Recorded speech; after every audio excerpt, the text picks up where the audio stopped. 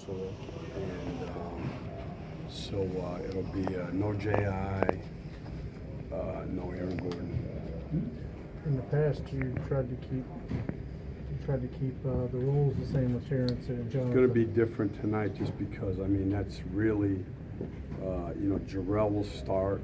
Those are really our three foremen. Two of them are out. And then we can play Mo some there on some matchups, and then we'll just have to play smaller. Mm-hmm. How do you, you've said the way Aaron's played this is the best stretch of the season. How do you make up that 21 points a game that he's given you in the last four? Hopefully it'll be a little bit of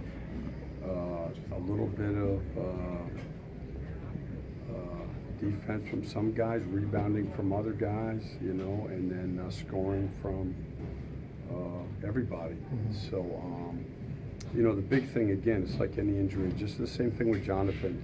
It's just better, it's game 13 to take care of it now so it doesn't turn into, something that's going to be 5 games or 6 games. Mm-hmm. How has Jarrell played? We haven't asked you much about him. I thought he played very well against Cleveland. He has size, he has physicality, he can pass, and he shot 36 from 3 last year, so he can make shots also. Obviously he hasn't had an extended time to play, but he's been playing in his last few games, and they're big and they're physical, and rebounding is one of their big strengths, and so I think that's one of the things he brings to the group too. Aaron said the other day that after bad performance, he tortures himself psychologically. Have you noticed that he kind of takes bad games harder than the average player? I think he watches film, he evaluates. He wants to know what's good and what's bad, which is what good NBA players do. So I think it's good. You want to be self-critical in this league if you want to make progress, and he badly wants to be a good player. When you have a guy like Mo who's coming back home and playing in front of his family and such, do you need to have an extra discussion with him about it? I did not.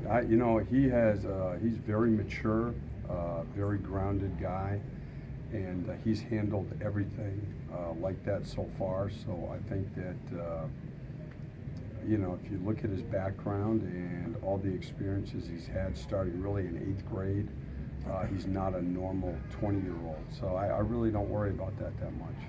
What type of growth have you seen in Mo?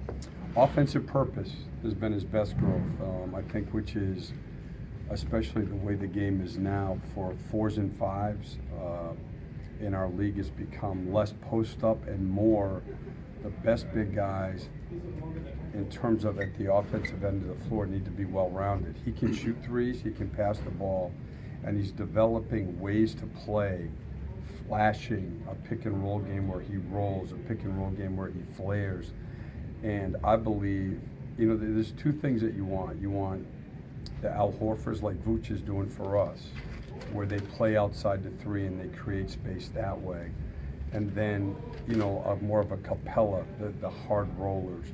And Mo has a potential to do both of those things eventually. Coach, what's your take on Knicks? Obviously, they're playing a lot of young guys, but some of those guys playing hard, Alonzo Spear, et cetera.